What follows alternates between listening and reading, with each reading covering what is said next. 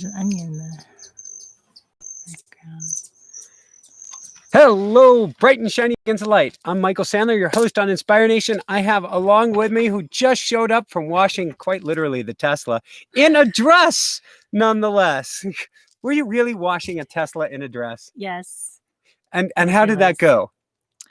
I think I'm still clean.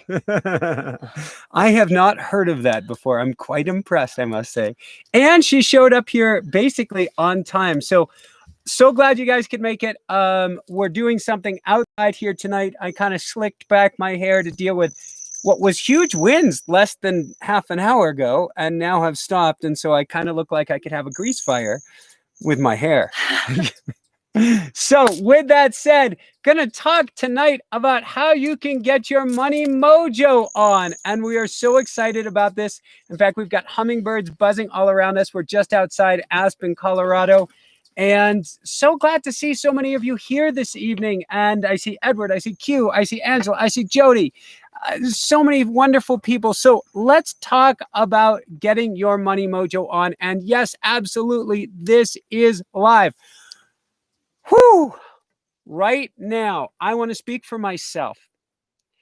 Right now, in this COVID-19 plague, God only knows what world, all of our wounds, all of our traumas, all of our blocks are coming up, especially around money. Even if we have the most successful business, we're wondering what's going on. Will people buy? Will our customers stay around? Will the currency blow up? What in the world's going to happen? And our bellies are flip-flopping. That's even if we're doing well. Now, if we've lost our jobs, we are in a really, really challenging state. So whether you're self-employed, working for the man, or simply want to be an entrepreneur, having your money blocks and wounds come to the surface really is the greatest thing in the world. Michael, why is it the greatest thing in the world? Well, okay, let's be completely honest. Pookie, what was I doing while you were pre-washing the car? Pre-cleaning the garage. I was doing a very, very bad job at pre-cleaning the garage. And, you know, I wasn't planning on this today, but going into the garage, and you had brought back a lot of stuff from a storage unit a year or two ago, was like going into a time warp of, okay, let's be honest, loserdom. Oh, it brought back up every single wound inside of me that says, you're not good enough, you're not worthy enough, something is wrong with you, you've screwed up your life, you've ruined everything. And this on a day where we're doing great. We had personal tragedy a couple weeks ago, we're doing great, but I really didn't feel like going into the bowels of woundedom today. But right now, during this COVID time, we don't have that choice. Everything is coming up, just like you're going into the garage and wondering what's the boogeyman that's in there. Everything is coming up right now to be examined. So thank you very much. Take us off track here, but I'm wondering what boogeyman or boogeymen or boogie women did you find? There was no specific boogeyman or boogie woman. Each one of them was an error. I look at chain rings that thinks of me racing on the track. I look at old photo albums that's about pumpkin and pumpkin sour, brownie, and marshmallow. My dogs, 3 of whom were coyote, who are no longer with us. I look at old pictures of kitty cats and stuff who are no longer with us. So there's a lot of just memories of time gone by, but also times that weren't as good as now. So I should be celebrating, woohoo, the nowdom, but instead that's not what was happening. It was reminding me, all right, what was it reminding me? I'm not the best at organization. I'm not the best at clearing things out. It was cluttering my mind. And I felt it was completely taking me off track from what I really wanted to focus on, which was getting some more order in the studio. And so it was bringing things up, time management, organization, that I really wasn't planning on facing today. So when it comes to money, bringing that back to money, we all thought we were in good shape. Well, not all of us. The majority of us thought we were in good shape coming into 20. We're like, thank God 2019 is gone. Good riddance. Here comes 2020. Woohoo! What's that going on in Wuhan? Who knows? We're good over here. Woohoo! March comes around and oh no. What does that mean? What it means is everything's coming up to the surface for it to be cleared.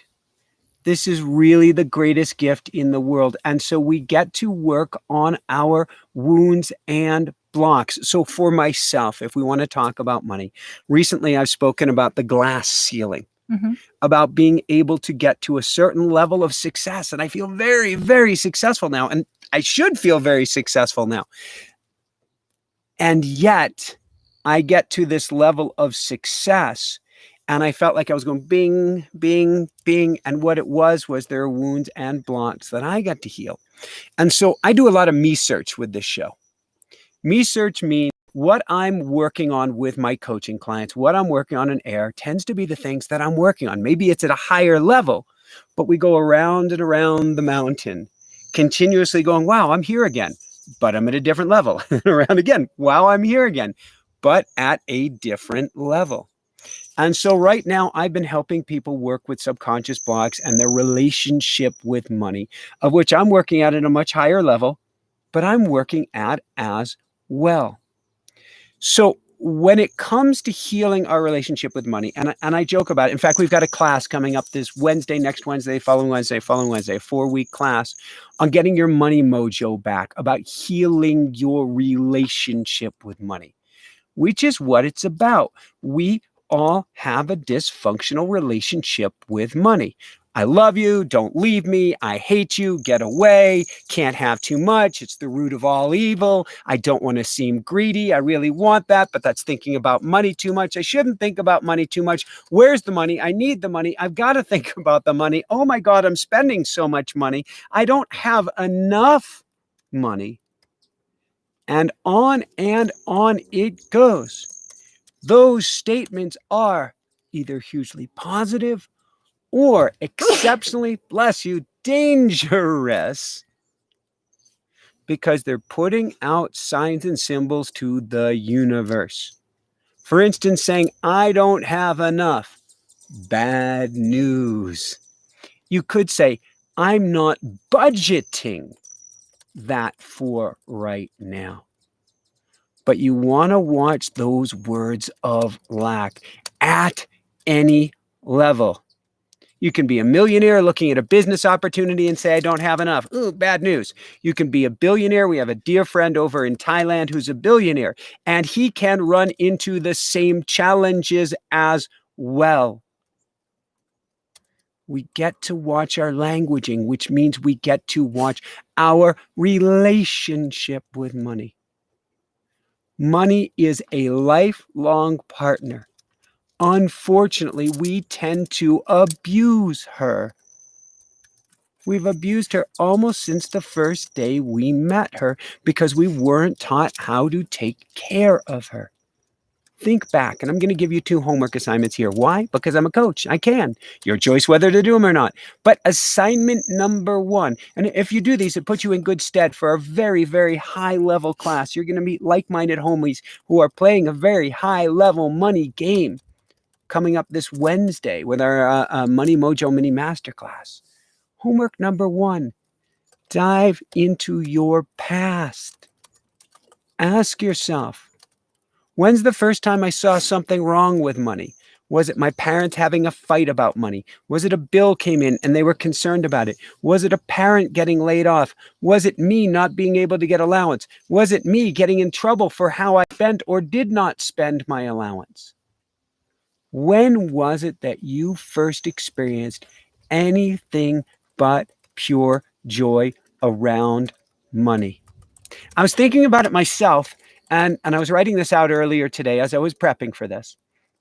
And I thought it was because I made a lot of money growing up. I worked almost full time since the time I was, I guess, 12 years old and learned how to caddy because I liked money. I liked bringing in money. I liked nice bicycles. I was training to, well, at that point it was early on, but I was training to try to make it to the Tour de France. I did get to race in Europe for a few years. And so I was buying nice bicycle gear, taking myself to bicycle races. And so I brought in a lot of money. But when I got to college and I went to the Colorado College, Colorado Springs, what's unique about them? You have a class every 3.5 weeks, a very intense class for 3.5 weeks. And then you had 4.5 days off. So my classmates during those 4.5 days off would go skiing, would go to the mountains, would go to Texas, would go who knows where. What was I doing? Delivering pizza. They went home for Thanksgiving. What was I doing? Delivering pizza. What was going on was I was feeling smaller and smaller and smaller as I compared myself to everyone around me. I was feeling less and less abundant. That was a wound that I got to clear. But now I was writing about this earlier today and I realized I had that same wound twice over growing up. First, when I was caddying, I'm caddying for people who are millionaires and above, and I'm going, what's different between them and me? Why do I feel such a lack of abundance when I'm with them? Why am I made to feel so small? I wasn't very cognizant at the time. I didn't know to ask these specific questions, but I felt a lack or a less than. And after 2.5 years at this very, very rich golf course, a golf course that hosted the US Women's Open, I quit because I didn't like that feeling of disparity. Also was incredibly racist, a very, very good reason to quit. But something felt off in my gut. I was going to an exceptionally wealthy high school. 2.5 years in, guess what? I quit. Why? I felt elitism, I felt racism, and I felt a lack going on. I didn't put my finger on it at the time, but it was creating wounds and blocks that I would almost have to work on, not until this day, but at least until we started our most recent business. So what does this mean? First off, I want you to dig in your past and find what skeletons you have in the closet. Find what things have been a wound for you, just like me in the garage this afternoon. Because what gets into your consciousness, what gets into your subconsciousness, will go around and around and around. Now, if you where to look, that's all right. Use a process like automatic writing. And this is certainly a shameless plug for automatic writing, automaticwriting.com, which is a process where you go quiet, get into a trance-like state, meditate, pen to paper, and the answers start to come to you. And you can put out there to the universe, where are my money blocks coming from? Where are my wounds? Why am I stuck in these patterns? Why does it seem like I have too much month left at the end of my money? Write it out and see what answers are there. So you can dive in and find that original wound. Secondly, and this will put you really in good stead if you're going to do our class later this week, and I can't recommend it enough. In fact, this is our first class that's going to be available, second class that's available at a time that people in Europe can do it. Not that you're from Europe if you're watching this, but it's going to be at 2 p.m. Eastern time. It's going to be at 11 a.m. West Coast time. It's going to be at, if I have this right, 7 p.m. for the UK, 8 p.m. for those in Paris or elsewhere in, I believe it's called Central Europe. And it's going to be an opportunity to make a new relationship with money, to truly make money your new BFF, best friend forever. When money is your best friend, you can set it loose. She's coming back. When money is your best friend, you feel great about giving it away because you know that it is circulating and coming back to you. So the second thing we want you to do, you may have heard this from other teachers. I'm certainly not the first to share it with you, but I implore you to give this a try. It's to write a letter to money. write a letter, share your relationship, share how things have been going, share how clingy you've been, share how much you haven't wanted to be generous, how much you haven't wanted to let her go, or how bad you feel that you've spent and you haven't been able to get her back, whatever it is. And it could be a he as well as a she. So, or it could be gender neutral as well.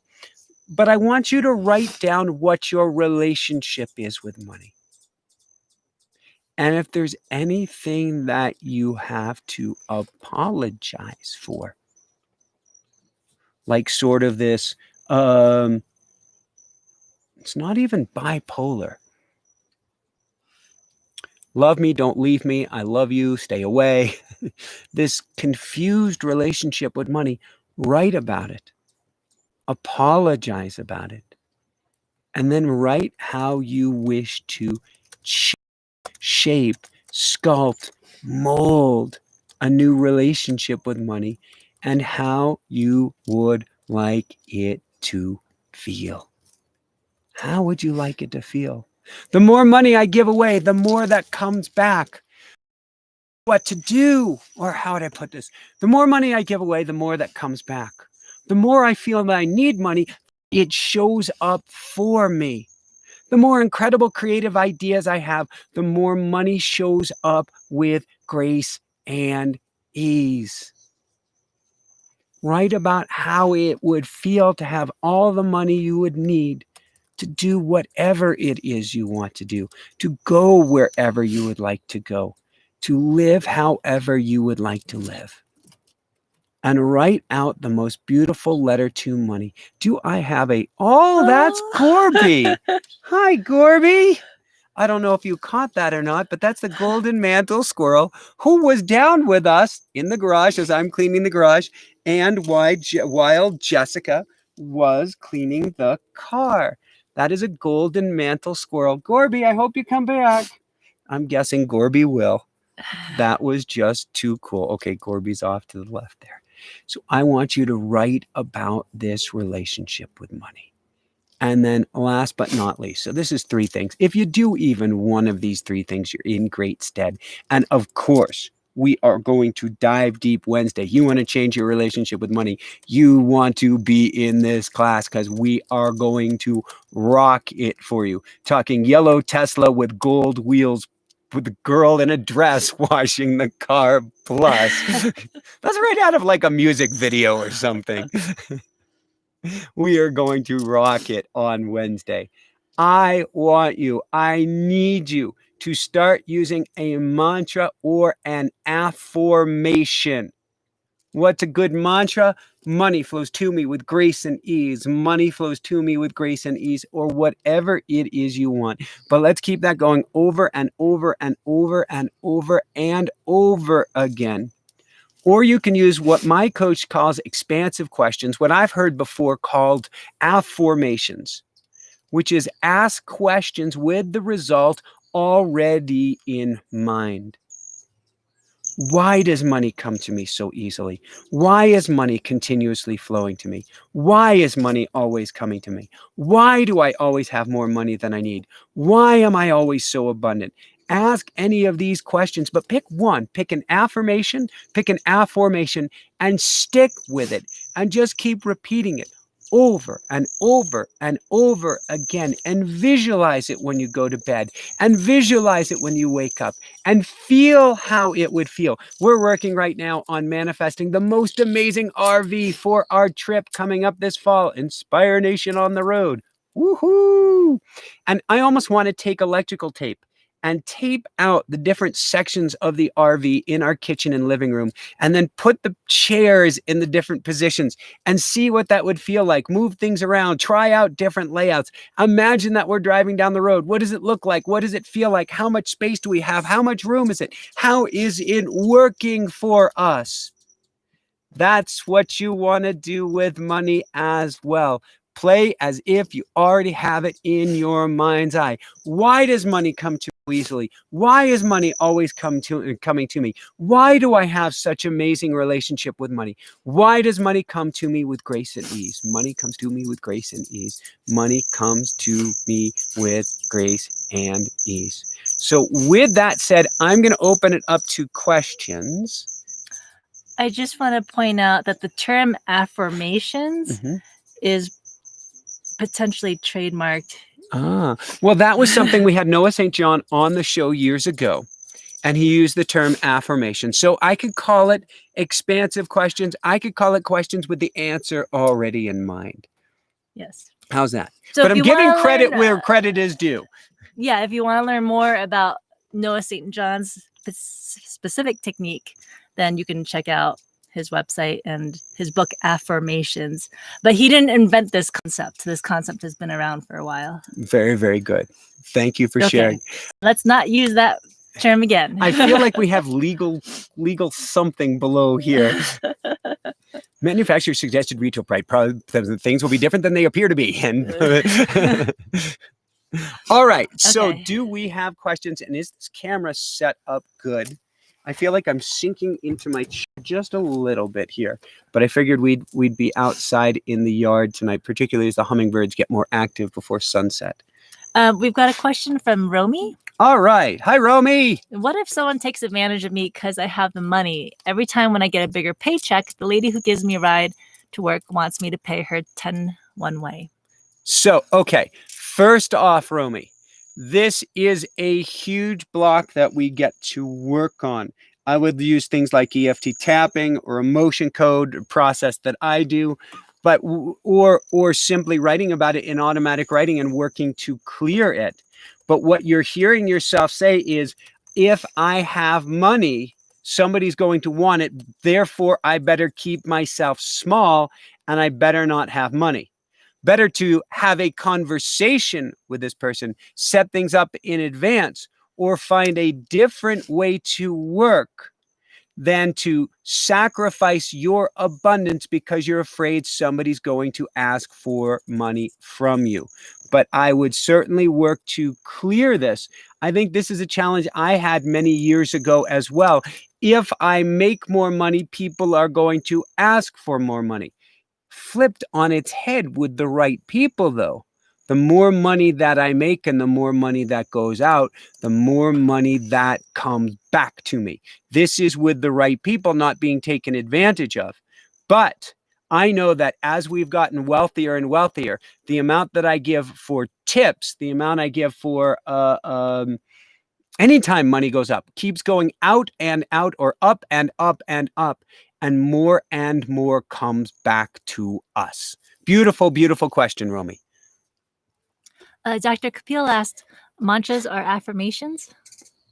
So a mantra is, in layman's term, a mantra is an affirmation. Typically, a mantra to me has more history behind it. A mantra is like a statement that's been practiced in language in another language for hundreds or thousands of years and has an energetic imprint to it, versus an affirmation tends to be something we come up with on our own, or maybe that a coach gives to us, although we can get a mantra from a coach or from a spiritual guide as well. I just, in layman's terms, I tend to think as a mantra as something that was that has been used for hundreds or thousands of years, and we may not even need to know what it means if it's in another language, such as Sanskrit, such as Tibetan language, but it has that energetic imprint to it.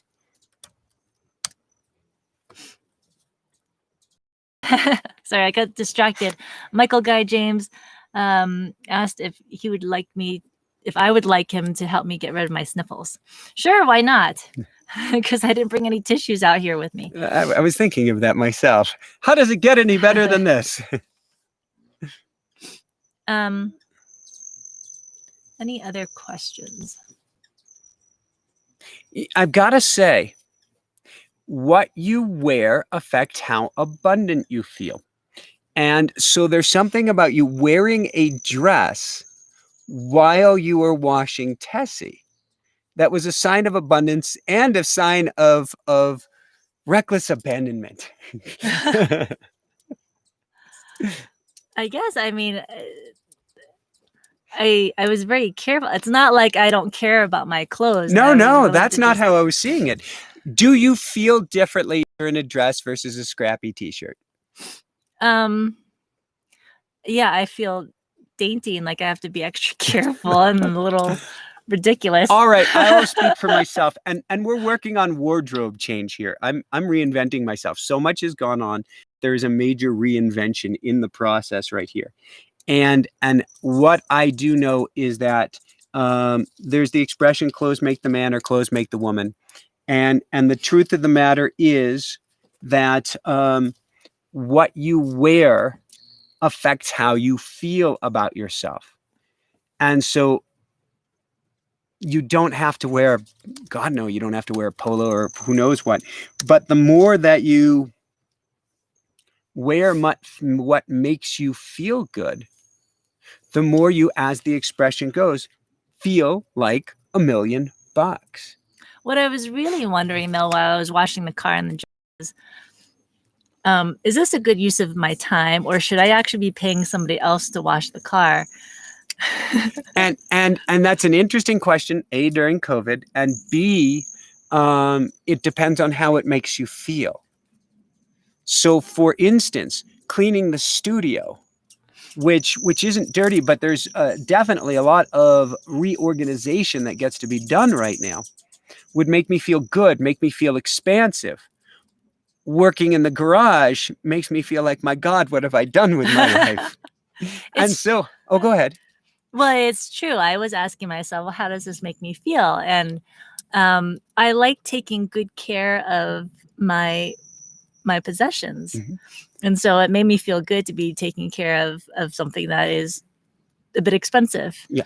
And also we have a wrap on the Tesla. So it takes someone with a gentle touch to clean the car properly without damaging the wrap. Yes. And I, as a general rule, I enjoy washing Tessie, time permitting, because I take it as an opportunity of gratitude. Right. Yep. The whole time I'm expressing gratitude for the car, to the car.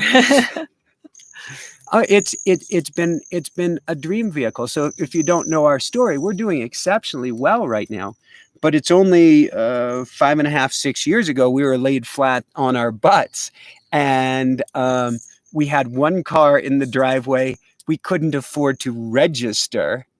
And it wasn't until 2-3 months later, I think it was, that I was gifted a car by a cousin, which was a dented old Honda. And I cried. I bawled when we got this dented old Honda. And then you cried when we donated it. Yes, but what a good energy transmission to be able to be in a financial position to be able to, oops, I had a chipmunk on my foot as I moved my foot, to be able to donate a car. But that state of gratitude, you want to bring more goodness about, you want to bring more money into your life. Say thank you to your money. Say thank you to your possessions. Say thank you to yourself. We got, if you tally it up, when we got our book deal from Random House a decade ago, do you want up, Gorby? When we got our book deal, that was $350,000. Did we say thanks? No, we said we better get to work to really earn that money that was already paid to us. Did we dance a jig? No. Did we do anything to anchor in the goodness of, we were just given, we're working for it, but given $350,000? Have any recollection of celebrating? No. And did that money stay with us? No. Did that money circulate and come back tenfold? For a short period. Nope. Did that money kind of fly away like the Eddie Murphy, the Bodhi tree in the Eddie Murphy movie, 1,000 Words? Did it just go out? I don't think that rapidly, but yeah, more or less. Wow. We get to take care of our money. And taking care of our money doesn't mean hiding under the mattress. It doesn't mean hoarding it. It doesn't mean clutching it. It means blessing your money I want to say hugging your money, almost making love to your money. It sounds a little bit weird, but what we want to do is take the most precious care. You go to a gas station. I bless this money. May you find your way. May you help so many people. May you go to so many good homes. May you bring joy and love and happiness to so many incredible people. Go and go and go. And when money comes in, whether it's like a donation, like a 99-cent donation on YouTube, if we got that, you'll hear me stop and go, thank you, thank you, thank you. How does it get any better than this? And I mean it, because I want to take every single opportunity I can to thank money, to thank my possessions, good camera, good computer. Wow, I have the ability to buy almost unlimited seeds for the chippies, the skippies, the hummers, the birds. How does it get any better than this? That is a feeling of abundance, which brings more of it about. Woohoo! That's how we begin healing it. Anchor that in. You ready for some more questions? I am ready for more questions. Okay. Cataline asked, should I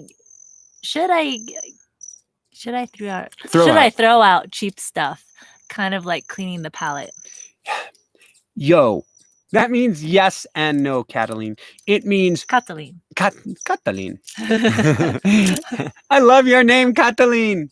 It is how does the cheap stuff make you feel? Because I have had, and I'll put in quotes, cheap stuff, like my Honda, which was the most amazing gift in the world, like a computer or two in the past, which is the most amazing gift in the world, like my mountain bike, for which during its time was the most amazing thing in the world. It's about the energy behind it. And we certainly don't want to sink our ship by clearing stuff out that we don't yet have the money allocated, see how careful I am, to replace it. So it might be picking and choosing to upgrade those pieces.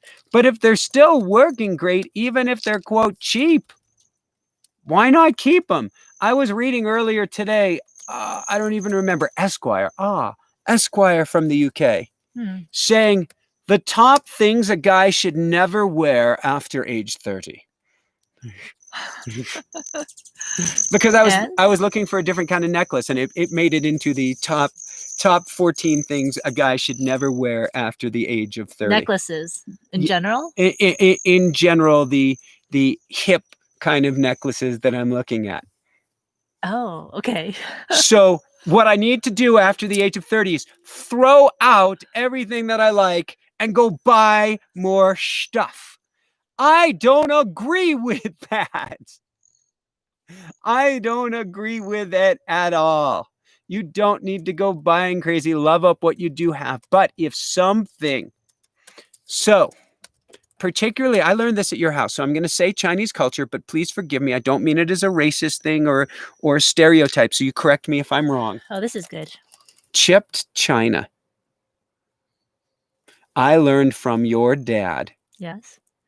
That if your china, and from you, I believe, when we lived at your house, if you have chipped china, that is not a sign of abundance, and to throw that out. Are you sure that wasn't an ex-girlfriend? No, that was pointed out in your house. But maybe it is not a Chinese culture thing.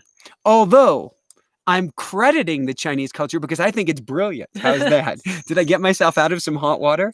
If you have things that are broken and you don't need them, they are probably not resonating at the energy you desire. So, for instance, we had a chipped kiddie bowl for a while until Meowsers went, "What's on?" He said, "Get rid of this junk." I want the good stuff.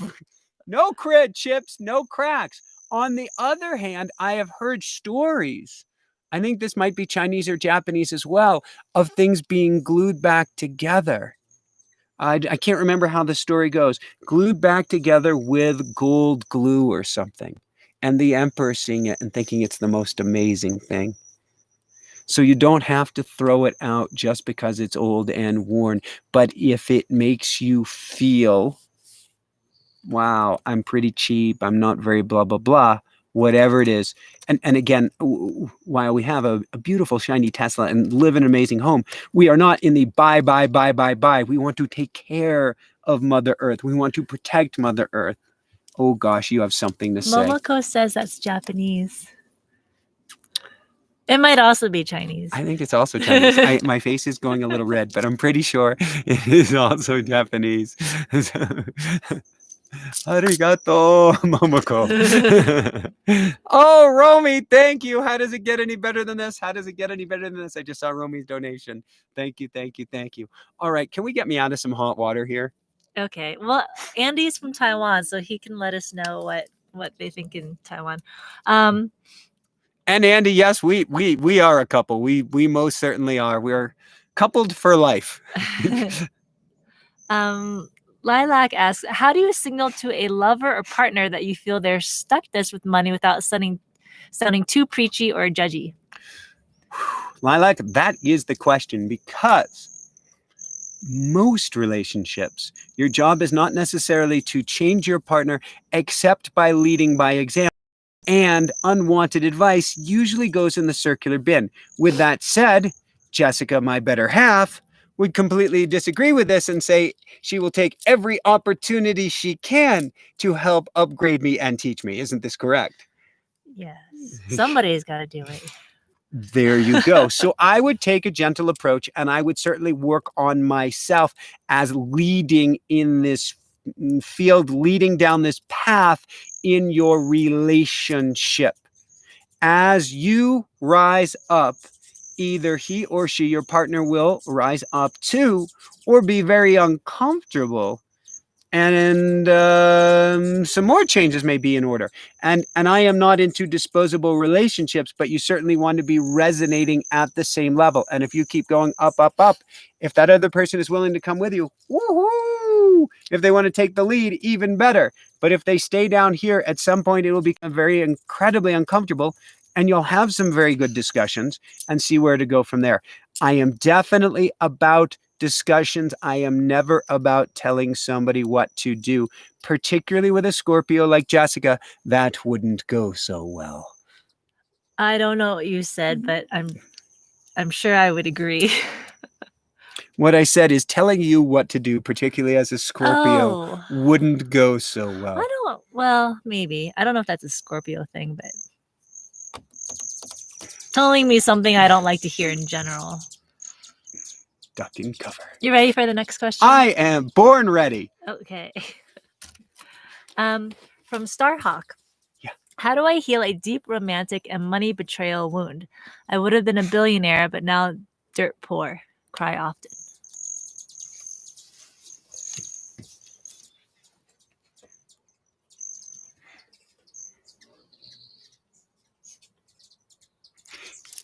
The story hasn't been fully written.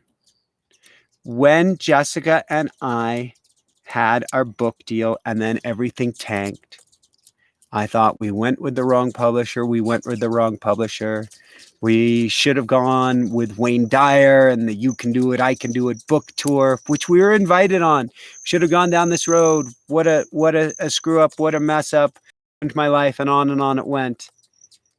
That actually was the gift that brought us here today, that brought us, you and I, here today, you and the two of us here today. So the story hasn't fully been written.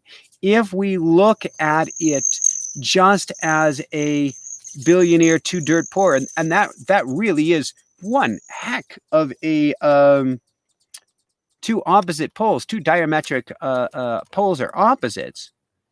But usually opposites are here to teach us the most. If we can grab on that this is a learning, this is a lesson, this can be the most incredible gift. Now, you mentioned romance and a partner, and I don't know if this is a blame situation, but ultimately, blame is drinking poison twice. It's a bad situation happening, and then it's drinking poison thinking that's going to cure the situation. It never does. Let go of the blame. If you can, so the relationship, phenomenal. If you have to let go of the relationship to let go of the blame, phenomenal too. But you can't live with this poison in your veins. It will kill you. Instead, be the billionaire who's dirt poor. Act like a billionaire. Think like a billionaire. Move like a billionaire. You don't have to buy stuff to be a billionaire in here. And be a balanced billionaire. We know some really neurotic billionaires out there. Be a very balanced billionaire, but set the energy up in here. And then I'm sure you've heard the expression, as above, so below. You set the energy in here and you will broadcast out billionaire-dom all around you. And even if it was a once in a lifetime idea, who's to say there's not another? Even if there isn't another, you can't spend $1 billion in a lifetime unless you're buying companies. So you might be happy to be a millionaire or a half a millionaire or a free time-millionaire. Somebody who maybe doesn't have $1 million or $1 billion, but can go do the things that they want to do because they have the time and not the responsibility. So there are many other ways that you can look at this game. There are many other ways that you can play this game. Affluence isn't just about money. How's the Dalai Lama say? He looks at the West and he says, people spend the first half of their life spending their health for wealth, and they spend the second half of their life spending their wealth for health. Well, maybe you actually have your priorities in order and you can take time for yourself, time for your family, time to heal, time to be, rather than being in this other situation. We always say the grass is greener on the other side. It ain't, because you are still you, with or without the $1 billion. Now, is the expression true? Money doesn't buy happiness? I'd put it this way. It is an amplifier. If you're miserable and you get money, you're going to be one heck of miserable. If you're happy and you get money, you're going to be one heck of happy. It does buy you opportunities. We're not going to disagree with that. It buys you potentially a different lifestyle. Although I even coach people, many people who work at this lifestyle, or meaning have this lifestyle and are miserable. It's what you bring to it. So now is the most awesome time to temper the steel that is you on the inside. And then let's rock it with all its worth. And like these affirmations that we're talking about, you can say thank you for being knocked on your butt and being given the opportunity to create a better you. Had we had these book deals gone right, we were writing books about barefoot running and barefoot walking. We'd be the barefoot couple for life. How's that sound? Well, you're barefoot, I'm barefoot. This is true. We are barefoot. You see my point. Lots and lots of love. Aw. Oh Thank you, my Andy. God, Andy. How does it get any better than this? How does it get any better than this? The hugest hug. Send so much love your way. So we are anchoring in the goodness. Okay, we've got a bunch of questions. Go for it. All right. Romy asks, I actually will get a $200 gift card from work. I was happy I should celebrate and buy and treat myself. So the two are not the reverse of mutually exclusive. They don't have to go hand in hand. So get the $200. You certainly go, how does it get any better than this? Which is originally a Dane Here line that I've stolen. How does it get any better than this? Woohoo, woohoo, woohoo. Thank you, thank you, thank you, thank you, thank you. But then you don't need to spend that $200 to treat yourself. You can, and that's energetic, and that's a good thing. But you might be saying, I could really use that money to help with the water bill, to help with the rent, to help with the this, to help with the that. So step back first, breathe into it, and pause. And maybe it is giving yourself a small treat and being good with it, or maybe it's giving yourself a whole $200 treat. But I like to move slowly when money has shown up and respect that money by asking, what is the best use I can make with that money? And it may be that you're required to take $150 and put it towards, or maybe it's even better, taking like $50, putting it towards saving, taking $125 and putting it towards necessities, and then taking $25 and taking yourself out to a fun meal or takeout these days. But look at what you can do with it and how you can play with it. And this is a key consideration, Romy. Stop taking money so seriously, everybody. Money is energy. Money is woohoo. Money is a game.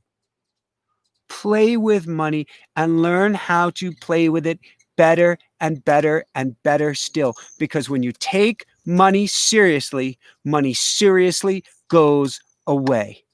Brilliant, brilliant question.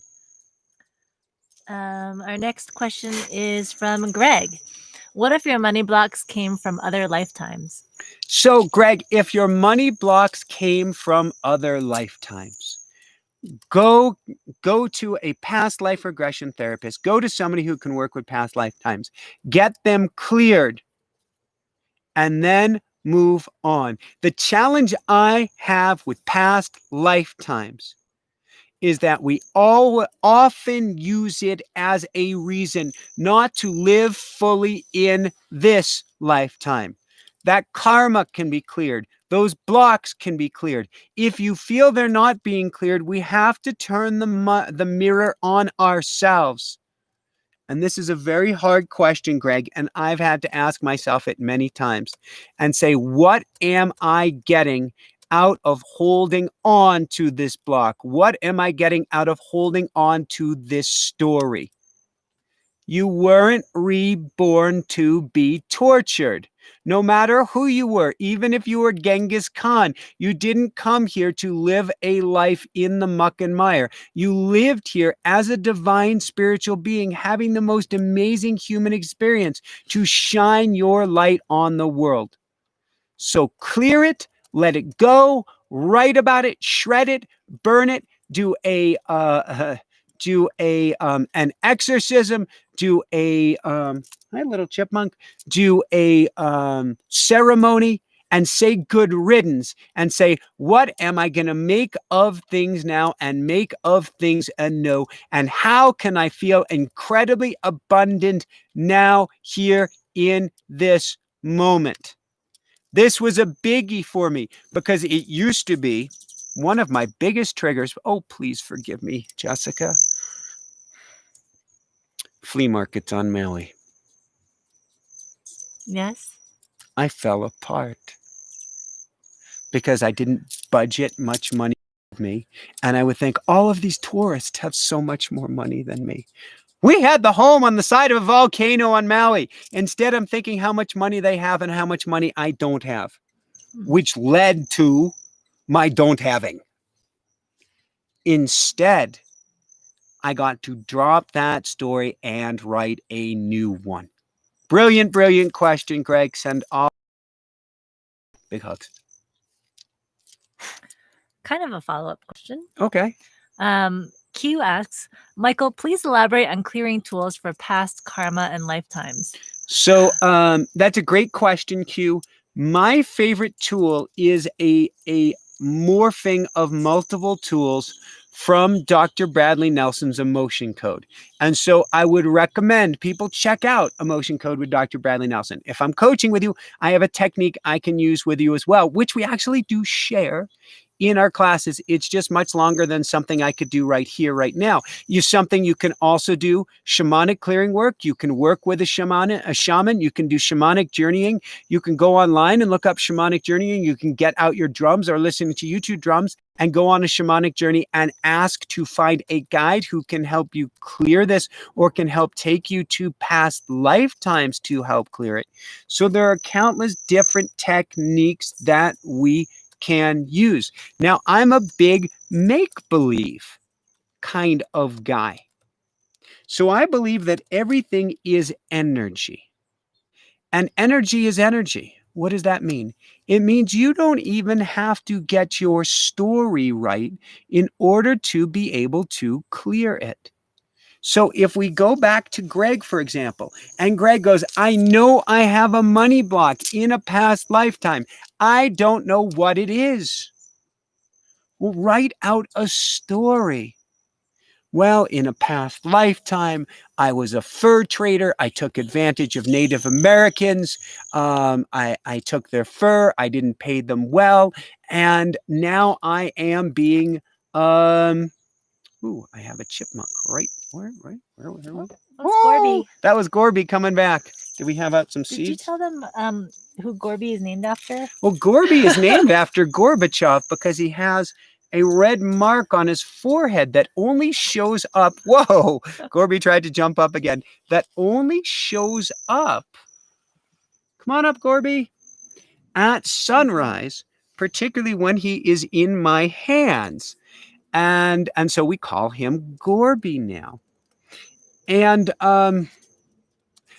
going back, come up with a story. Write out that story. Gorby, do you want up? Write out that story. And then what I would do, oh, hi. Oh, there you are. I would write out that story. And then I would pray to the angels. I would pray to guides. I would go to drumming. I would make some sort of ceremony. I would light some incense. And I would say, angels, guides, light workers, archangels, God, source, universe, Jesus, Mary, Muhammad, whoever I want. I would ask for them to free me of this karma, to free me of this energy, to help me to let go once and for all of this story. And then I'm big into sound or symbolism, shred it. I'd clap my hands together here and I'd make a very loud noise, except I have a chipmunk right behind the computer screen. See the ears coming up there? Gorby has found the seeds. But I would make it ceremony or hit a drum as hard as you can and let it go. Give it to the universe. Brilliant, brilliant question, Q. Thank you so much. Oh, we have another golden mantle up here. They're all coming out now. Our next question is from Denise. All right. How do you act like a billionaire? Imagine yourself. There are countless types of billionaires. You can see, the shabby chic billionaire. You can see the tech billionaire. You can see the influencer billionaire. You can see the elitist billionaire. You can see the old money billionaire. You can be whatever type of billionaire you want, be it on the inside. How would it feel if you had the resources to go anywhere, do anything, hire anyone, create anything? Which actually we do have these resources, sort of like we had a Dean Radin show on recently talking about the science of consciousness and the science of magic. And he said we have the power to do all of this with our minds. However, if we knew how to do it, we could blow up the world if we didn't know how to use this properly, which is why we have training wheels.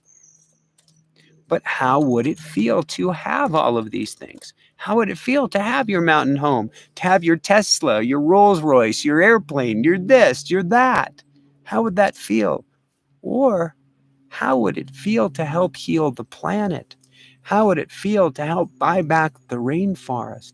How would it feel to help end sex trafficking or help kids in orphanages around the world, or to help feel those in need? How would that make you feel? Embody that and act like that.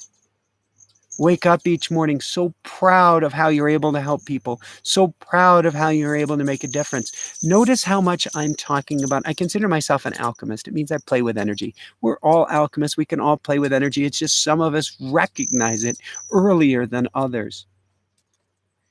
But if you're thanking yourself for the things you don't have, and I admit my limitations, we pull off this RV tour this summer, and I have to be really careful of that. And Jessica has certainly called me on that.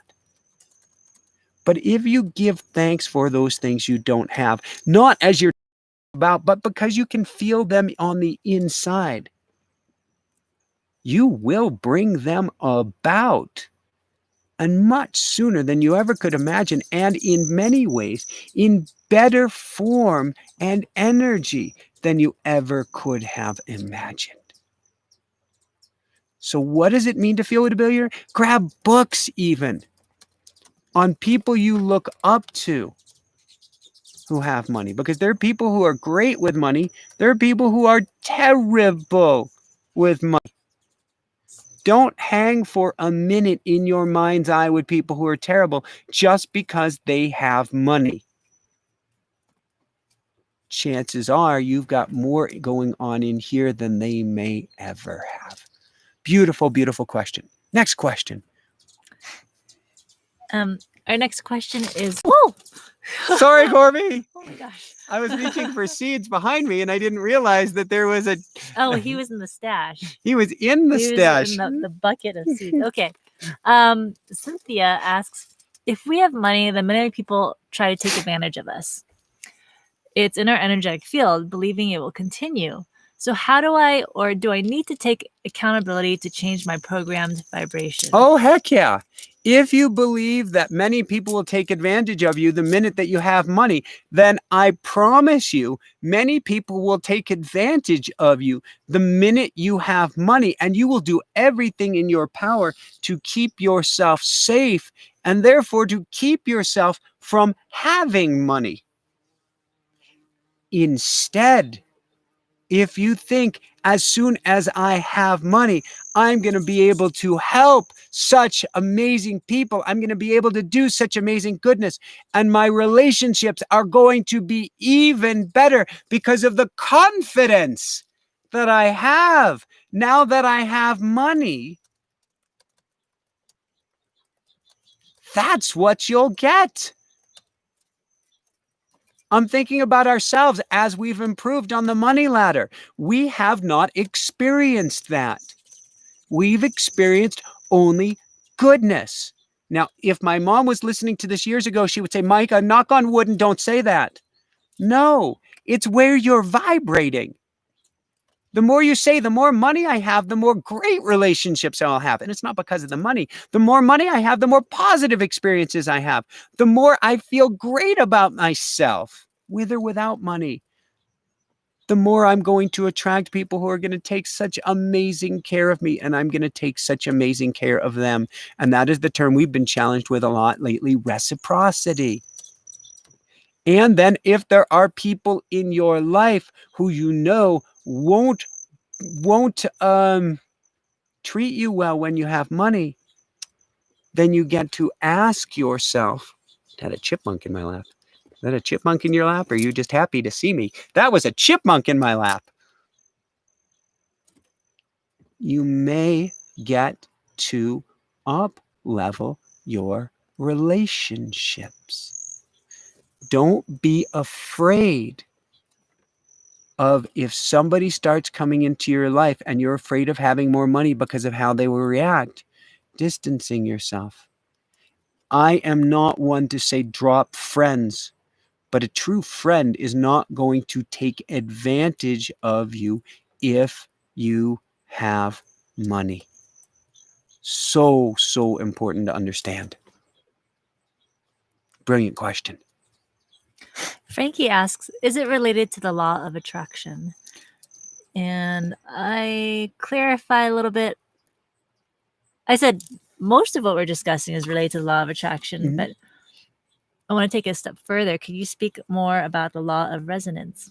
So, law of resonance. I'm going to go to Dean Radin on this one. Okay. So Dean Radin, who we had on our show recently, and he is the head of the Center of Noetic Sciences, where they research parapsychology. It's actually one of the most researched fields of science for 100 years now, proving to 6 sigma, so to 1 out of what are the odds?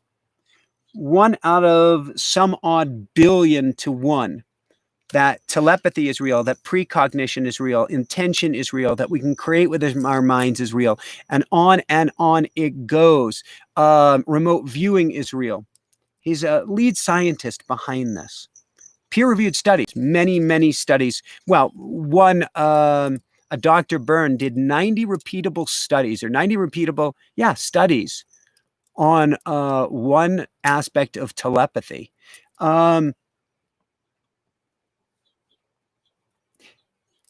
Dr. Dean Radin talks about different ways that we can create with our minds. And number 1 is frequency or harmony, which is to say, if you truly feel like a billionaire, chances are if you step forward, and this is Michael's addendum to the law of attraction, it's a 2-step dance. 1, you feel it. 2, you've got to take action. But if you truly feel it, you will bring it about. Now, if you sit in your room all day long and feel and work to feel like a billionaire, will you become a billionaire? My guess is no. Your subconscious will shut you down cold. But if you can resonate, let's say that you're bringing in $100, $200, I don't know, $500 a week. If you can resonate at the frequency of bringing in 1,000 a week, you'll attract 1,000. If you can resonate, this is vibrate, at the frequency of attracting 5,000 a week, you'll attract 5,000 or 100,000 or 1,000,000. Now, this isn't to say that you can't skip the ladder. Jessica and I have been amazing and many ways at skipping the ladder, but I'd say it's actually been more incremental with dollars so far, because we truly had to be able to embody it in here before we could bring it out there. That may be where I experienced there was a chipmunk that just hopped off of the desk as if it was a half pipe. Would that be the best description? It was parkour. It was parkour chippy there. But we get to be in frequency. That is the resonance you're talking about with what we desire. And then when we step forward, we attract it in. If I didn't feel in frequency, in resonance, in vibration. Okay, let me, I was going to go to the Tesla. Before we do that, Dean Radin, he did these tests on RNGs, random number generators. And a random number generator is completely random until it's not. You can actually change a random number generator with your mind. And the number 1 way is to imagine that you are one with the random number generator and you're choosing to pull out numbers that aren't random. And guess what happens? They're no longer random.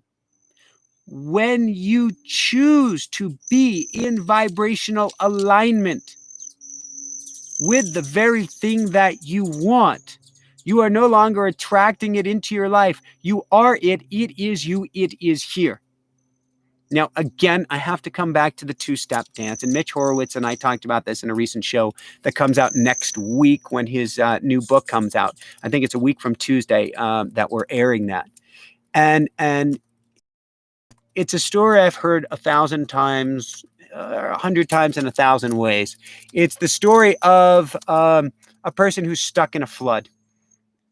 And they say, God, help me. I'm stuck in a flood. They're in their home. The waters are rising. And first, somebody comes to the door and knocks and says, you have to get out. The waters are rising. And he says, no, God will take care of me. I'll be fine. Rescuer leaves. And then next, a boat comes up and says, you have to hop on the boat. The waters are rising. You're going to be drowned. And the person goes, no, I believe in God. I'll be taken care of. I'll be fine. And they keep praying to God. And then a helicopter comes with a rope ladder. As the house is almost completely submerged, the person's on the roof. It says, take the rope. And the person says, no, I have faith. God will take care of me. Helicopter leaves, the person drowns. Person goes to heaven and goes to God and says, God, I prayed to you. I begged to you. Why did you forsake me? Why did you let me down? And God said, Did I not send somebody to the door? Did I not send you a boat? Did I not send you a helicopter? So we can feel these things with everything we've got, but we still get to step forward. If you don't step forward, no abundance is coming your way. There is no helicopter out there that's going to drop gold bullion through your roof. So feel it and act upon it. It sounds almost lectury. I don't mean it that way. Play about it. Play on it. I was just thinking about people. We often hear about people who win the lottery, and then the money quickly disappears. Yes. Do you think that's partially due to not resonating with the money? That's a brilliant question. So I can see it certainly, as you're saying, is not resonating with the money. I'll buy that. I can also see it as having the same wounds, blocks, traumas inside of them that were running a program of poverty or a poverty consciousness, lack consciousness, or certainly not millionaire consciousness before they got the $1 million. So if you have a lack consciousness and you're given $1 million, then your consciousness is going to drive you right back to lack, let alone your friends who may not have been real friends. You'll find out very quickly. If, on the other hand, you have millionaire consciousness, the resonance that you're speaking about, and you win the lottery, then you go, wow, I've been waiting for you. Now I know exactly what to do. I've already felt that you were here with me. So what does this mean? You win $1 million, put it in the bank, start working on here before you do anything with it, or else you will have gotten $1/3 of $1 million book contract without healing your wounds, your blocks, your lacks. And voila, certainly not in resonance. You will go right back to struggling how you were before, or worse. Worse really being better. It served us, but it certainly had a lot of pain on the road. You know, I think this was about 10 years ago, a little bit less. I think we're in resonance with a level of success, which happened to bring that money in, but we weren't in resonance with that amount of money. No, and we may have been in resonance with that amount of success, but we were also resonating with a high level of fear around holding on to the money. And so instead of working on how this can circulate and work for us, we were clenching so tight. I can only speak for me, was operating out of such a level of fear. And that was my MO on, and it still kicks up on occasion. I'm at a higher level, but it'll still come back up, fully admitting this is a wound that I continuously get to put in front of a magnifying glass, particularly during this COVID time.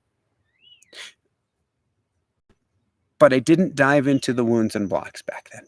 And so I brought back my set point, shall we say.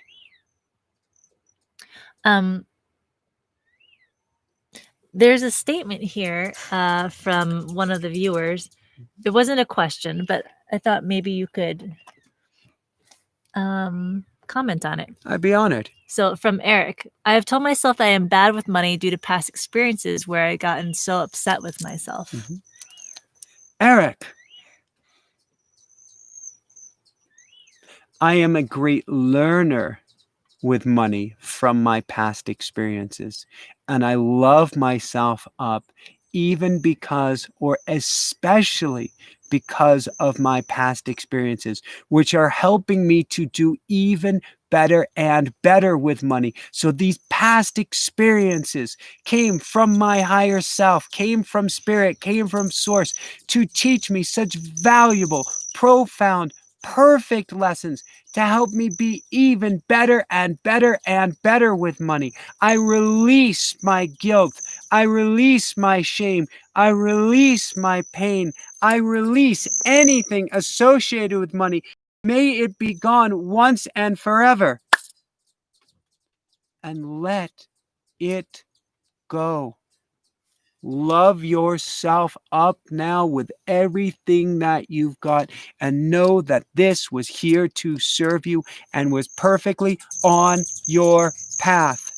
I don't talk about it often, but I had a decision to make back in 92, 93. I was trying to make it to the Tour de France, racing bicycles in the French Alps. And this morning, I had my cousin Mark with me in a very abundant town, Annecy, France, town of billionaires. And I had the opportunity to either go hike Mont Blanc, the highest mountain in France, or maybe it's the highest mountain, maybe it's in Switzerland, it's right on the border, highest mountain in Europe, I can't be, but it's a big mountain, or to go do a bicycle race that I was completely ill-prepared and didn't even know about with almost no notice at all. And I chose the bicycle race, and I got waved by a safety official into through a blind turn into an oncoming car, and that was my career. And well, for 6.5, 7 years, I had PTSD and thought God is dead, there is no God. But the one thing, thankfully, I didn't do was kick myself for choosing the race. I think that would have been the breaking point for me. I think the worst thing that we can do, almost in the world, is to beat on ourselves for any decision that we made. Check your pulse. Say, yep, got a pulse. I'm human, which means we're learning, which means we're growing, which means it was here to serve us. So release that guilt, shame, embarrassment, whatever it is, that kicking of yourself, and instead allow yourself to soar. Because as long as you keep kicking yourself, you will never allow yourself to have a different, better outcome.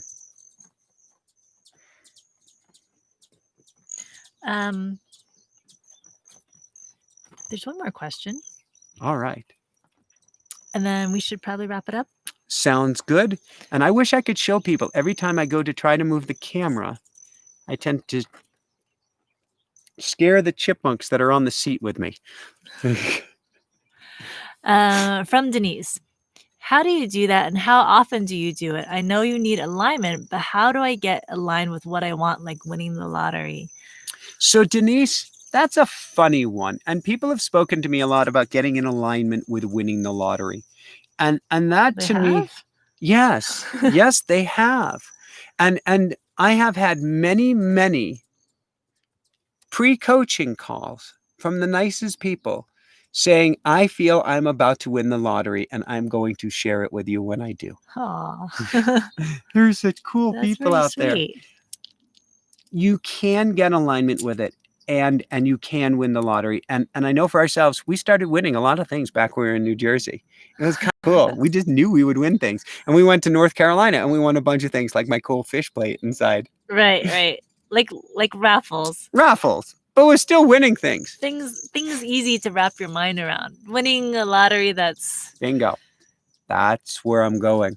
Is let's start with some baby steps of attracting abundance in that doesn't require 1 in 200 million or 1 in a billion odds. Let's wrap our minds around something more tangible, more here and now. A better job, an unexpected windfall, a check in the mail you didn't expect, somebody contacting you and wanting to help you out. Whatever it is, it's not that I don't like to think big. We think outrageously big. Outrageously big. However, it is what your subconscious will accept. And so you may want to start with a step on that ladder rather than the whole ladder at once. Now, if you're saying, Michael, you're making me think small, that's the opposite of what I want, I can do this. Go for it with everything you've got. I want to use that expression, I am not your guru. You can do anything. You can do anything. You can have anything. You can be anything. And so I don't want to give you the nocebo effect by telling you it's not possible. With it said, it is usually easier, as Brian Tracy says, to eat that elephant, poor elephant, one bite at a time. So that's my suggestion to you. With that said, if you want to win that lottery, I can't believe I'm going to say that. If you want to win the lottery, come join us for our Money Mojo mini masterclass. Why not? We're going to help you heal the relationship with money. We're going to help you turn money into your BFF. We're going to do some clearing work, some ferreting work, some healing of relationships. And really, you are going to become a massive attractor magnet when you come together with like-minded, abundant individuals. And probably wealthy individuals of body, mind, and soul. This Wednesday, next Wednesday, the following Wednesday, and the Wednesday afterwards. And don't be scared. If you're scared to do it, you probably need it twice as much. This is a key thing. Don't look at fear as a negative. Look at it as fuel, as energy, guiding you forward. So many of us are afraid of having money, are afraid of having success, are afraid of falling on our faces, when stepping forward or stepping out may be exactly what we need. So come join us Wednesday. Jessica's putting the link in here. My guess is there's some sort of is there a sale going on the website right now? Yes. Ooh. You can save $100 off of registration, and the discount is applied in the checkout. Cool. And that's only for tonight, I believe.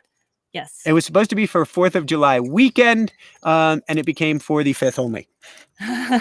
So come save $100. So there, you've already got $100 back in your pocket. How does it get any better than this? But come join us, and it's only open to 50 people. And the last I checked, we were just about 30 earlier today. So we'll fill for this guaranteed. But why not you? Why not make this your time to heal your relationship with money, to be able to play with money, to have money as your BFF in the passenger seat of life, where you're able to give away, where you're able to receive. Oh, there's a big one right there we're going to be working on. We don't know how to receive. Did we know how to receive that check from Random House? Can you tell a story that's positive? Tessie? Yeah. Tessie was the greatest gift. That was going to the accountant 2 years ago. I feel like we're still receiving. Oh my God. So we had put on our vision board a good decade ago, electric car. I had on a vision board 5 years before I met you, going back to 2004 or so. No, I think it was 2006. So 3 years before I met you, I had electric car on my vision board. When I was supposed to do a skate across the country, I was sponsored by the Electric Car Association of America. I remember our first year together, we were living in Boulder, Colorado, and back then Tesla had a showroom in Boulder. Nope, can't point them out to people. As soon as you try to point them out, this is like You quantum just science. Keep covering the camera with your hand. Yep.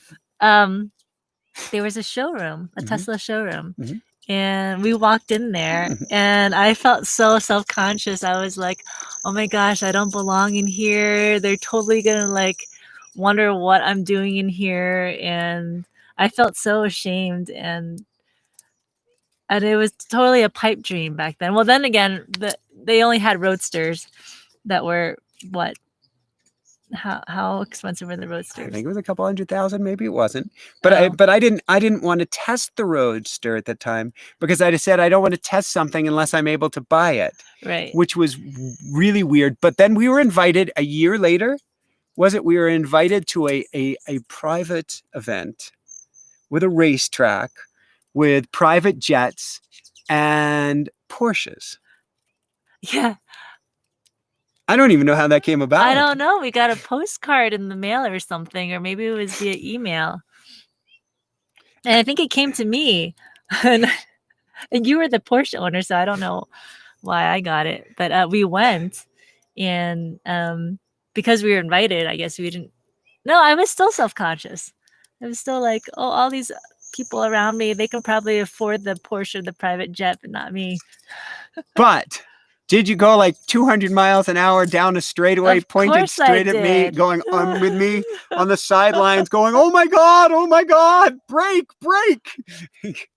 Yes. You drove that car well. How did it feel behind the wheel? Powerful. Did you think, I don't Exhilarating. deserve this? Or did you think, this is fun? I thought, this is fun, but I sure am burning a lot of gas unnecessarily.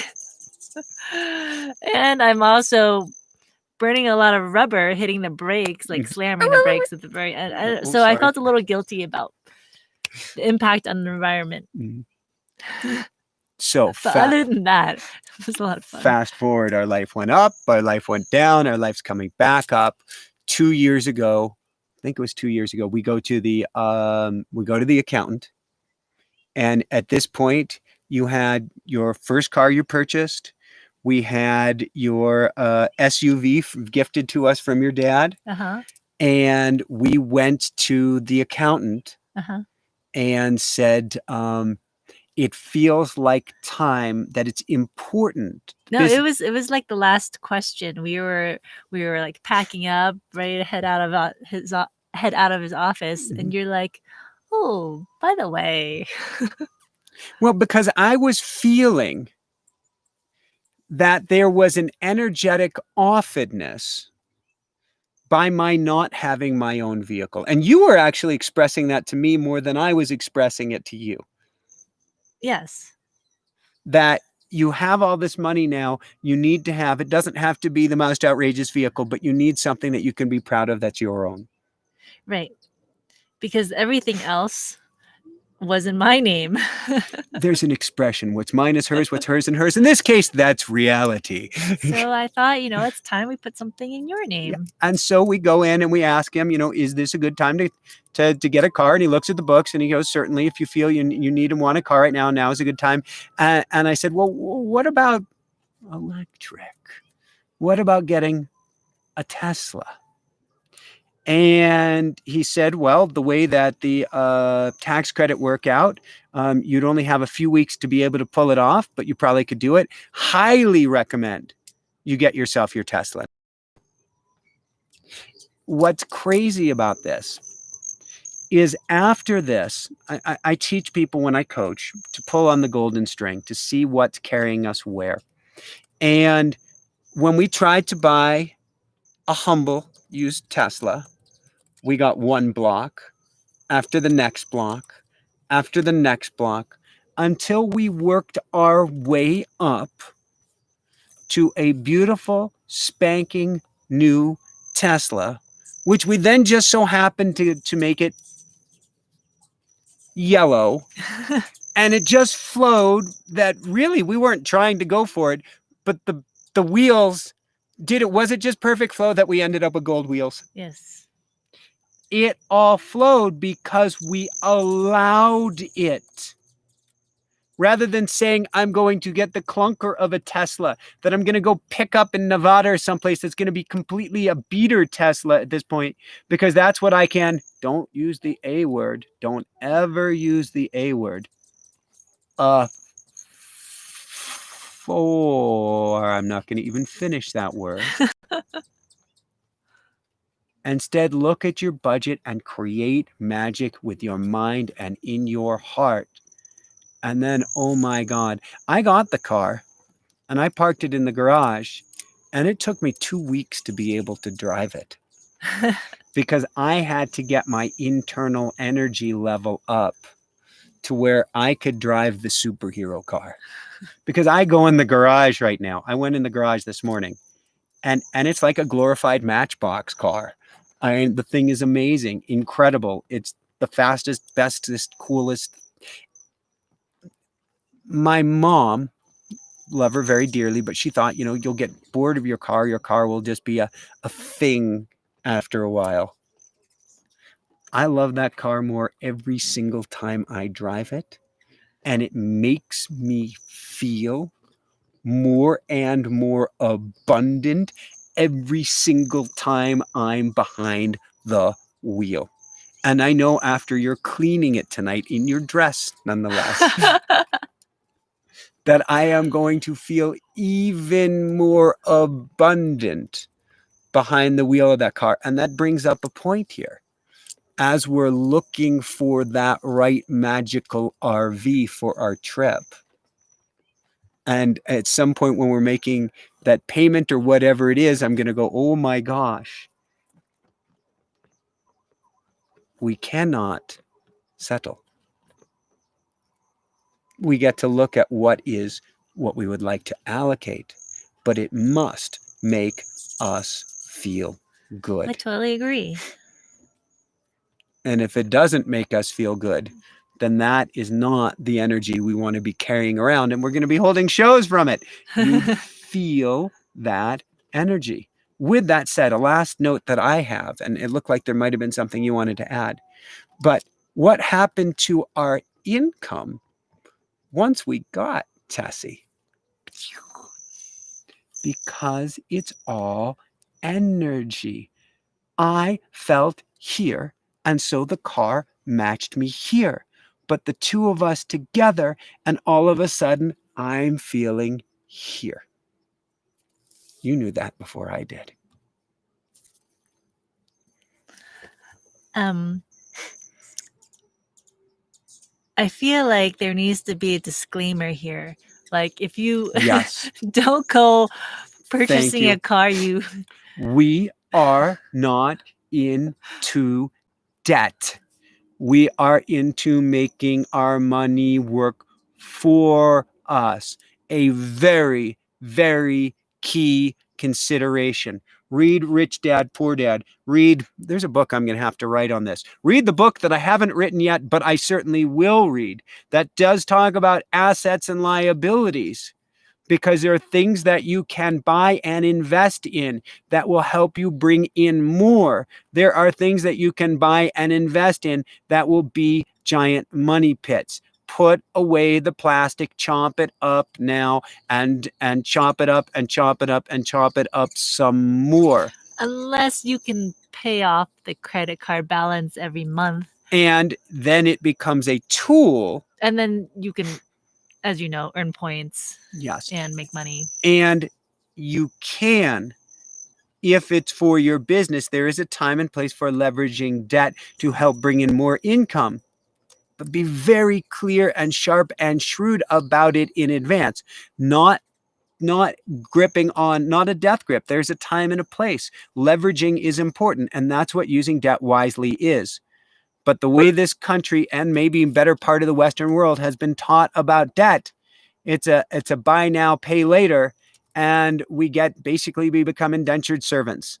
And I wrote about that. I wrote a whole section. I don't even think it made it into it. I think it was one of the sections that my editor lost in College Confidence with ADD. I talked about how when you go to college, they give you, in your care package, your bag that you get, they give you credit card applications. I know, and I fell for it. But I still have that credit card. And actually, I don't know if it came in handy or cursed us at the start of our business. But whatever, it's all paid off now, and woohoo! And that's just not a woohoo, that's a woohoo. That it's all paid off. Yes, make your money work for you. So yes, we're going to talk about a lot of this on a higher level. Don't be scared off by this, but we're going to play a high-level game this Wednesday, next Wednesday, next Wednesday, next Wednesday. So if you really want to become an attractor magnet, if you are serious about bringing lots of money in, don't be ashamed about it. In fact, if you catch yourself embarrassed by saying, I want to make more money, then you know you've got a block you get to work on. And as Neville Goddard would say, Neville would always say, is that your outer circumstances reflect your inner beliefs. Now, I believe there's a lag time in there. So you may find yourself feeling like a millionaire and still living in a smaller apartment. And there's nothing wrong with that. Or feeling like a millionaire and still working at a 9-to-5 job or punching a clock. There's nothing wrong with that because there's a lag time. But when you understand that your outer circumstances always reflect your inner world, then you know when you are embarrassed to say, I want more money, where you get to begin. We'll help you clear that too. Any last words? Any last things you want to share with people here tonight? Could you answer this last question, because I don't feel like I can type it all out quickly. Andy asks, is automatic writing like remote viewing? He just purchased the automatic writing course. Andy, in a way it is. It's tapping into that same source. It's tapping into that same field. Automatic writing is tapping into that Akashic field, that energetic field that affirms and informs everything. In that sense, it is. Can you use it for remote viewing? Yes, though that's not what it's specifically designed to do. But in automatic writing, you get into that same brainwave state that you would use for remote viewing. You basically let go and the pen starts to write for you, giving you high-level words of wisdom outside of your level of consciousness. That's what's so special about automatic writing. As Einstein said, you cannot solve a problem from the same level of consciousness from which it was created, which is why Jessica and I were struggling and tanking a business on Maui, because we kept on asking for answers with our thinking mind. When you go into a state of awe, that's the automatic writing process. You go to a greater mind than yourself. That's where you're going to find all of the answers. It's in that state where the mind is shut down that the pen begins to flow, and you get guidance, you get direction, you certainly get more meaning, more richness, and more understanding of where you get to go. That's the power of automatic writing.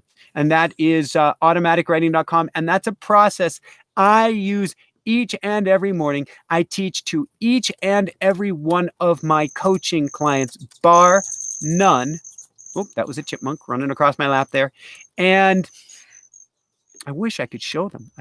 Every time I go for the camera, they jump. They're a little bit skittish here tonight. Maybe we can just angle that down. There. I've got shorts on. Why? It was 90 degrees here, 88, something like that. Well, let's see if we can see. Oh, there's a chipmunk to my one side. Can you guys see that? A tail running around there. And I know there's one to my other side as well. Automatic writing is the tool that takes you from what do I do, and having 1,000 ideas in your mind, to gaining clarity, to gaining understanding. If not on your next step in life, then who you are, where you want to go, and in many ways, how you want to get there. It is such an incredibly important tool. I certainly call it an inner GPS. And it's something we're supposed to have our book out in September. I call it COVIDed. It's now coming out in January. You've been working on the edits of this book. And have you been enjoying it? I have. I find it very relaxing. That's kind of cool. But it's a process that you use on a daily basis. Mm-hmm. So anything you would want to add about automatic writing or anything? I think the chipmunk told us it's time to get going here. No.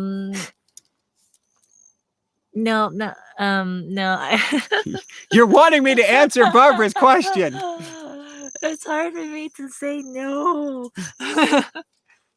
All right, I will take Barbara's question. And then let us wind down for the night, shall we? It's a good question. Barbara asks, how do we convince our subconscious we are worthy? Are we doing that in class?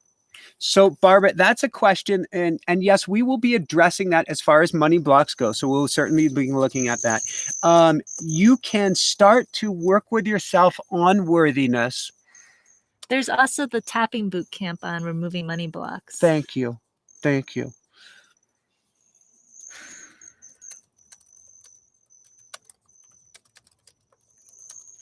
I'm trying to think, Barbara. I'm trying to feel out where we get to go with you on this.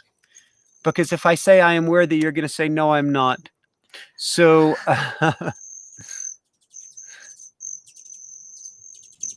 let's go to gratitude, Barbara. Let's start with gratitude and work our way up from there. Look around you for what you are grateful for what goodness you have brought into your life. Even if it's just the ability to ask that question and be here tonight, and to be brave enough to ask that question here tonight.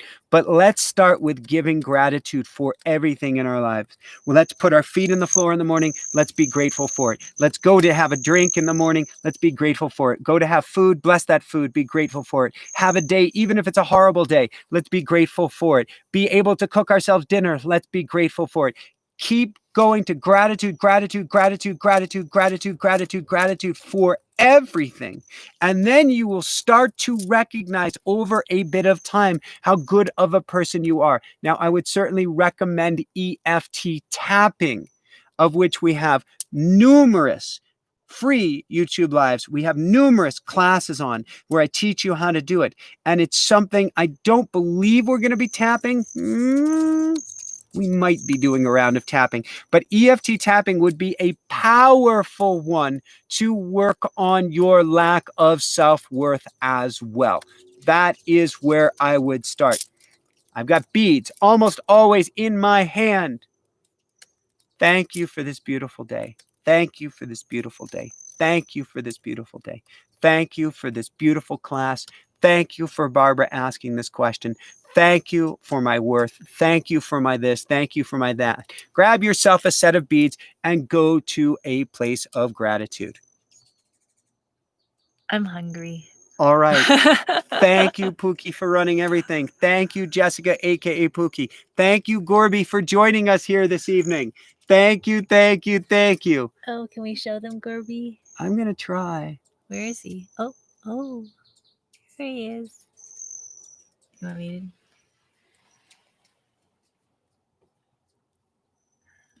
I feel like.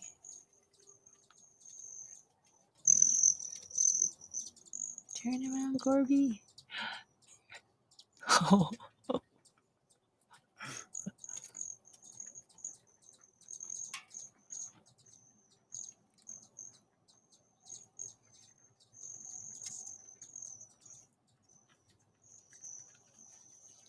So when I say we've been having chipmunks and squirrels with us all evening, now you understand.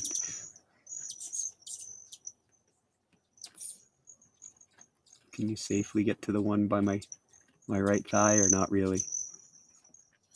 Which thigh?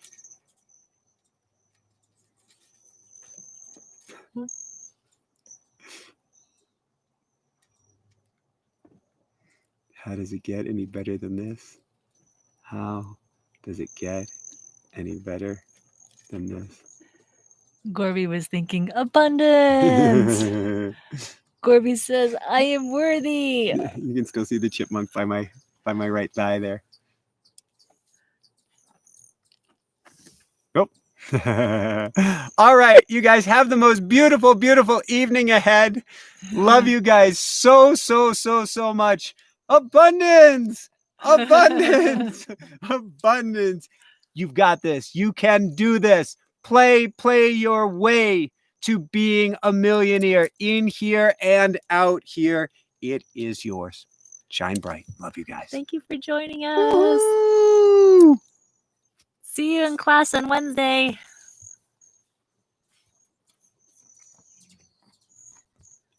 Another chipmunk. Oops.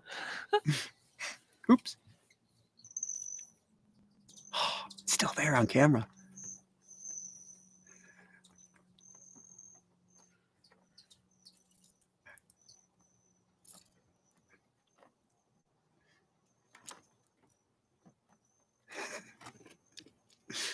Okay.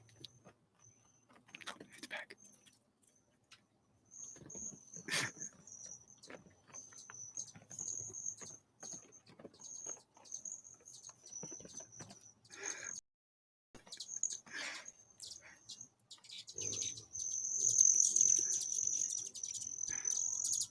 I'm giving him a little bit of a chipmunk show.